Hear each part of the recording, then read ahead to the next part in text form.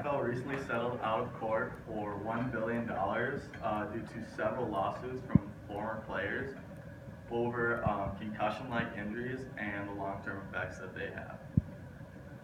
Despite new equipment and new recovery methods, injuries are still as relevant today as they were 10 years ago in the sport of football. And if you are a fan of football, you should care because the game you love is hurting its own players, and if this continues, people may stop playing the sport altogether. I'm a fan of football, and I used to play, so I have a little bit of a sense of the hits the players are taking out there. And NFL players are putting themselves at risk every time they step onto the field, and the NFL should be doing more to ensure their safety. Today, we are going to tell you why these injuries are a problem, what causes them, and what the NFL should be doing to fix this. So let's start with the problem. Okay, so common injuries in American football can have devastating effects on players. This is something people know. But not every injury has easily recognizable effects like a broken leg, or not all of them are even easily recognizable by doctors like a concussion. Some of these injuries can take years to develop and may only become apparent after a player has already retired. A recent study done by Oxford University's research department in 2013 showed that out of 94 ex-NFL players studied, all but 4 had what is known as CTE, or chronic traumatic encephalopathy. If you don't know what that is, that's fine. Here's a crash course. Chronic traumatic encephalopathy is a degenerative brain disease which is more commonly found in Alzheimer's patients. It has symptoms like insomnia, depression, confusion, memory loss, dementia, and eventually brain death. And having worked with dementia patients myself, I can tell you that's not a fate that I would wish on anyone.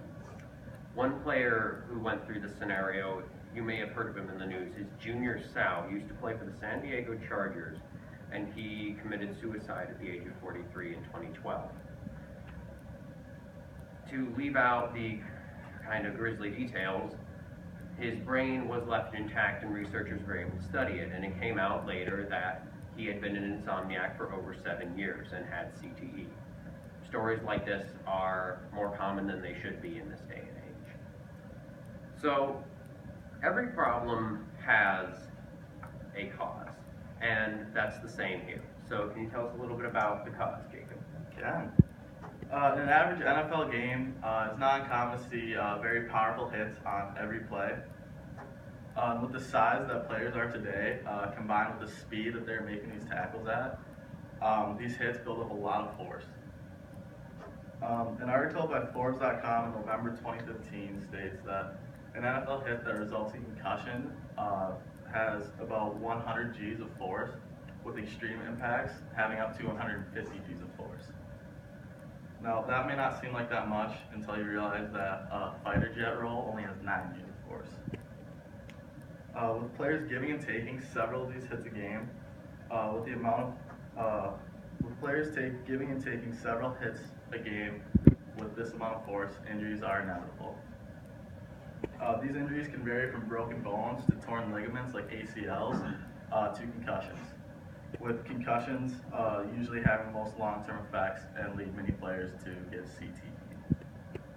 And not only is it the big jaw-dropping hits that are causing these injuries, but also just the constant tackling and constant running into other players play after play after play for an entire career, according to CBS in September 2015, can lead to micro head trauma, which can also be a heavy attribute to CTE. Now that we know the causes, we can focus on prevention. Okay, so making football safer is not a new concept. There have been people out there with ideas on how to do this since at least the 1970s. And there are many steps already being taken by teams across the country as well as the NCAA, but more can and should be done.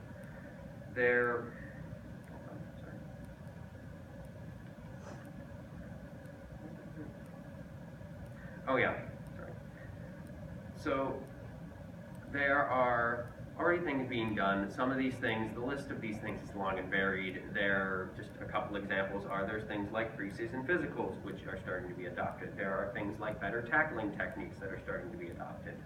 One in particular is called neck strength training, and the specifics of this are extra training is undergone by players to ensure that their neck muscles are stronger, so that when they take a hit, the neck muscles absorb the brunt of that impact instead of the brain and the skull. One proponent of the idea, Dr. Comstock, says, quote, "For every pound of neck strength gained, an individual reduces his or her concussion risk." So with that, we know what the problem is, we know what the cause of the problem is, and we have solutions to the problem. So now, all that has to happen is something needs to be done. So to recap, today we explained why in the 21st century football players should not have to worry about life and limb every time they step out onto the pitch or take a hit. We explained how continuous hits, not even the large ones, but the small ones, can have devastating long-term effects.